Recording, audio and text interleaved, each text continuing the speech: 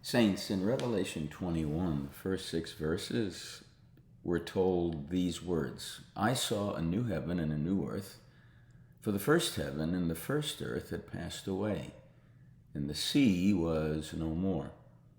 And I saw the holy city, the new Jerusalem, coming down out of heaven from God, prepared as a bride adorned for her husband.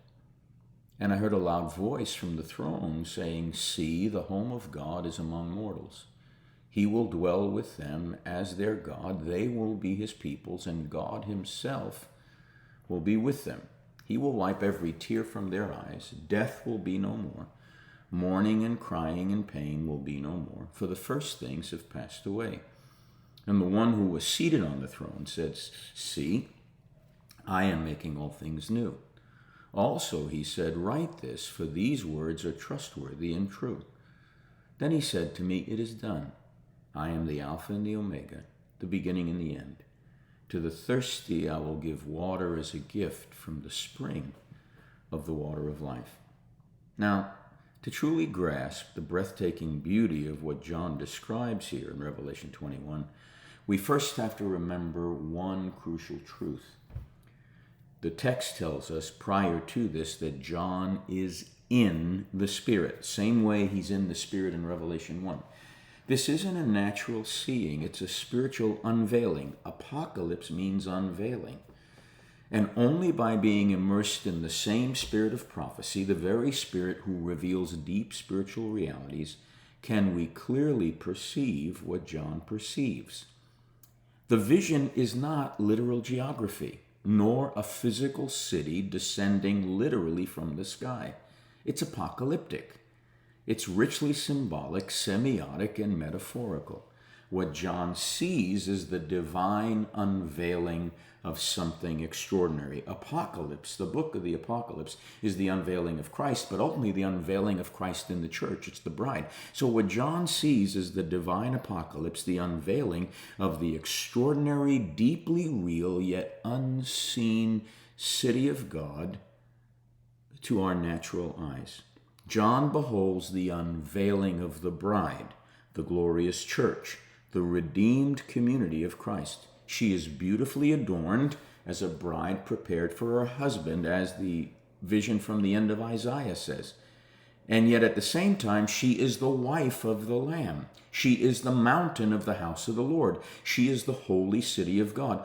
All these majestic images, the bride, the wife, the city, the people of God, all those images coalesce powerfully into one breathtaking spiritual reality. And that's why you have to be in the Spirit, because what John is doing is taking all the images from the Old Testament and even from what he understands in his walk with Christ and saying, we've already come to Mount Zion. The writer of the Hebrews says the same thing. We already dwell within the heavenly Jerusalem, the city of the living God. We already belong to the General Assembly, the church of the firstborn.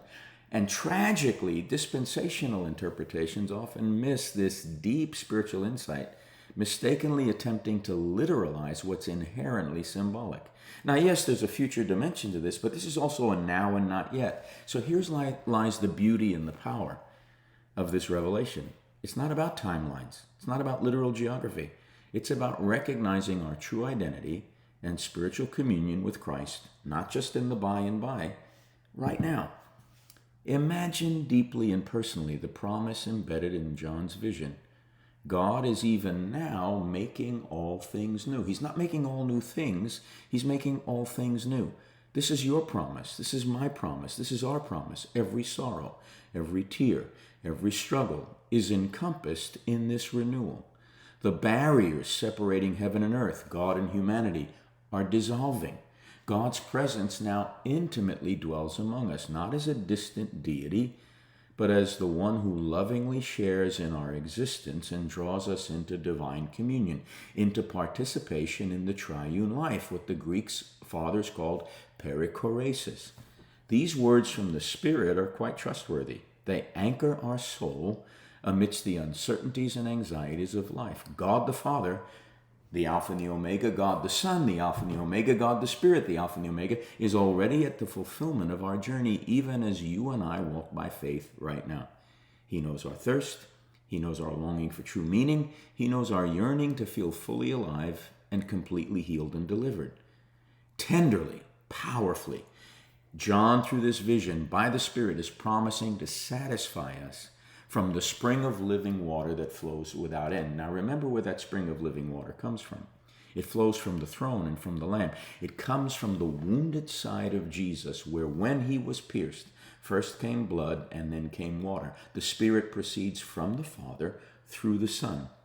The revelation of the bride, the wife, the lamb, the city, that whole revelation, the unveiling, speaks to our existential questions to quiet our fears, reminding us that suffering and pain are not the final word over our lives.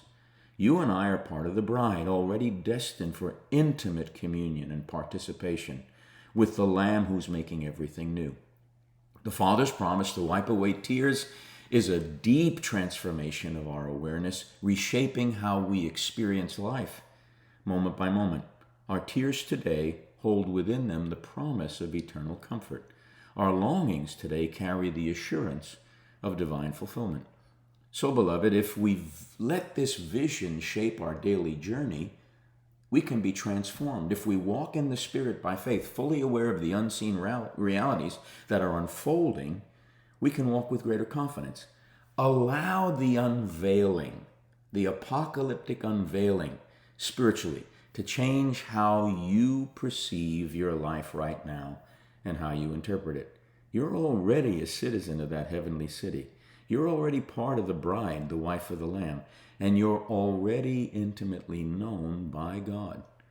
His renewal isn't distant. It's unfolding even now, inviting us all to awaken to the breathtaking beauty of the spiritual reality in which we already dwell.